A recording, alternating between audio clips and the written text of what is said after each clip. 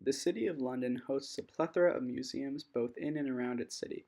From preserving the arts to the royal estates to technological and scientific feats, London has it all, be it in museums or monuments.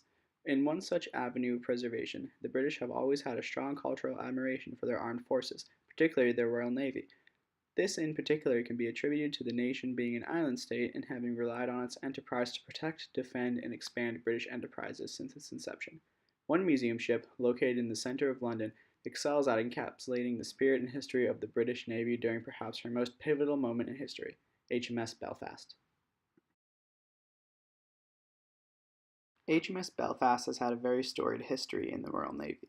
She was launched on St. Patrick's Day, 1938, and commissioned the following August.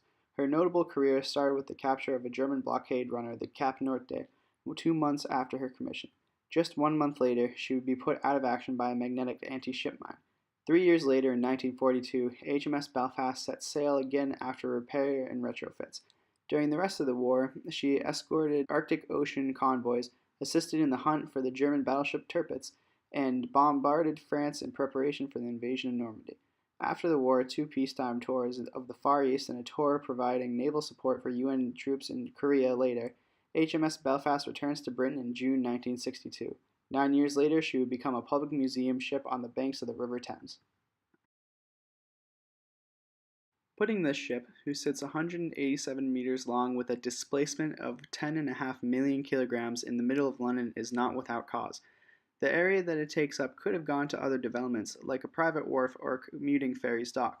The land where the admissions and dock takes up could have been in addition to another shop or large building. By putting such a big structure in the center of such prime real estate, it is almost impossible to not notice. It also reaffirms that, like the Royal Navy being ingrained as such a part of British culture and life, the museum ship is ingrained as a significant part of London.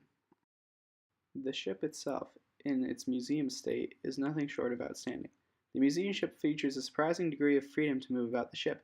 Other museum ships around the world do not have the same degree of freedom of movement that the Belfast provides. The HMS Saxville in Nova Scotia is an unscripted boat, but has much of the ship off limits to viewers. On the other side of the North American continent, the Soviet submarine B-39 is displayed in San Diego. B-39 only offers its audience a unilateral path through its museum. HMS Belfast, on the other hand, gives its audience the ability to walk largely unopposed through the ship. There are signs and arrows giving directions, and certain ladder wells that go one way to facilitate better foot traffic, but nowhere are visitors forced to follow a certain path. All the exhibits aboard the ship are open to be explored.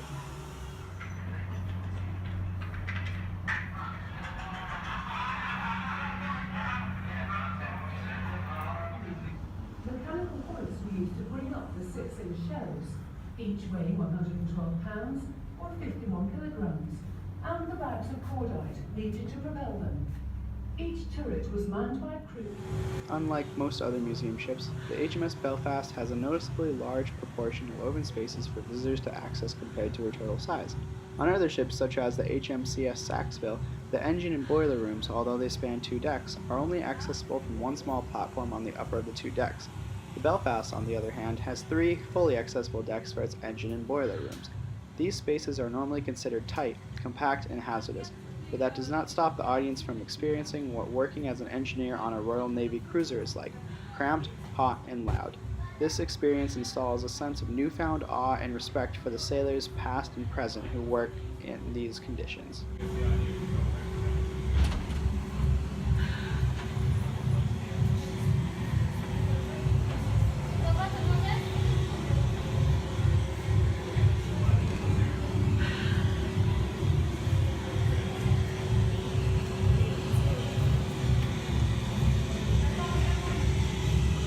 The museum does an exceptional job of preserving the awe of the ship by including original equipment from its days of operation.